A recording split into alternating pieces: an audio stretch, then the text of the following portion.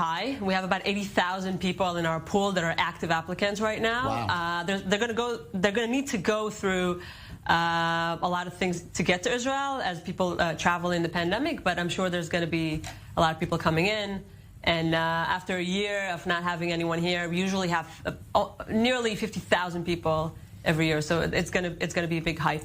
Right now, I'm looking at the photos. We've been running some photos of Birthright, and everybody is hugging, and look at they're in crowds, and that's the part of the Birthright experience. Sure. It's closeness, and I guess there's going to have to be some big adjustments made here. Yeah, we're all about adjustments. I think that this year I've learned this a lot of flexibility, but we used to have mega events with 4,000, 5,000 young dudes screaming. The Birthright mega event it's almost like it's part of your brand. Yeah, for me, it's hard to imagine right now, but I'm sure that one day we'll get there.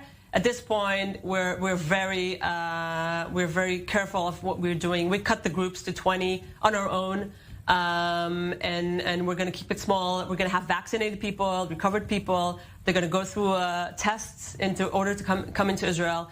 And we actually, I'm very happy that the Ministry of Health gave us this credit to bring people in a safe way to keep them healthy and the Israeli population healthy as well. Right. Now, of course, the North America is a focus, but as I mentioned, Birthright expanded to 67 countries.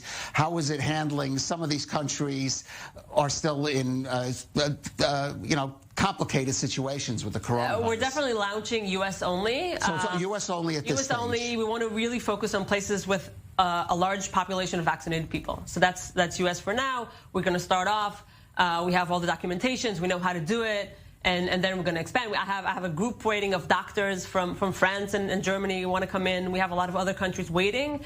But we're going to do it slowly but surely to make sure that everything is going right.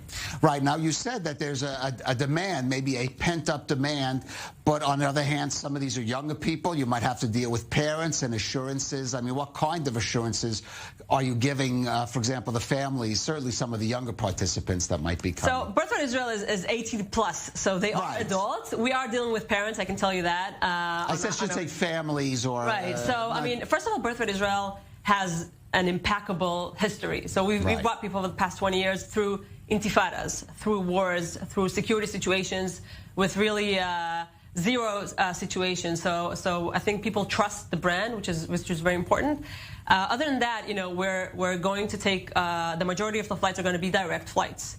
The groups are going to be small. They're going to go through a serological test, testing antibodies, PCR tests, making sure they don't have COVID.